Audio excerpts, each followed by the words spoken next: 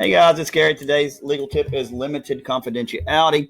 So let's talk about 4057-350. So if you think about a couple years ago, before we had the 2017 rewrite, when you were sitting in an open house or you were sitting at a model home or whatever, or some consumer called you, whatever they told you, you could go ahead and tell your client. So if you're sitting in an open house and somebody comes in, they blabber how much they love the house and they've looked at 6,000 houses, the only house that meets all their criteria, and then they make you an offer, you can go back to your seller and say, hey, I met with this guy, and this guy told me everything about this house was perfect, and they really liked it, so we should counter higher.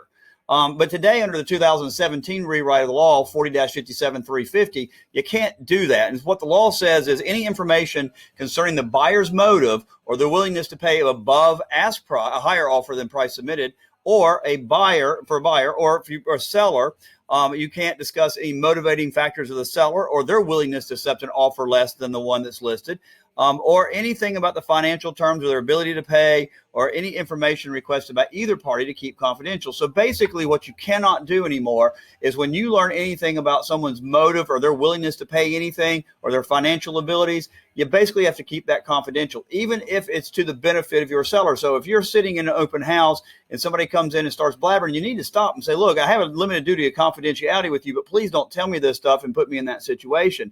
Where you're going to run into this a lot is on listings, when somebody will sit there at a listing meeting with you and they'll say, well, I want to list my house and I really need to get 200,000, but I'd take 180. And so you wind up not listing the house, and then you have a buyer who wants to buy that house when they see it listed. Well, you already know they're going to take 180, even though the house is listed for 200. So what do? Well, now, according to the law, you have a limited duty of confidentiality, so you cannot disclose that information to your potential buyer, because you learned that from a consumer who wasn't represented, and you had that limited duty of confidentiality. So what you're going to have to do in those situations, and it's not an easy answer for anybody, is those situations either going to say, look, I've learned information from this particular seller when I sat down and talked with them about listing their house, so I can't advise you on that because I have information about what they would be willing or wouldn't be willing to take.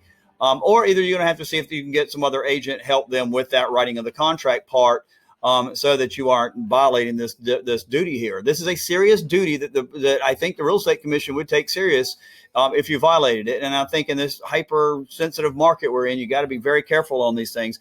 The other situation I think you could find yourself in is when, like I said earlier, somebody comes in to an open house and starts blabbering, or maybe somebody at church starts blabbering when they meet you about how they saw a house you had listed and this is what they want to do, blah, blah, blah.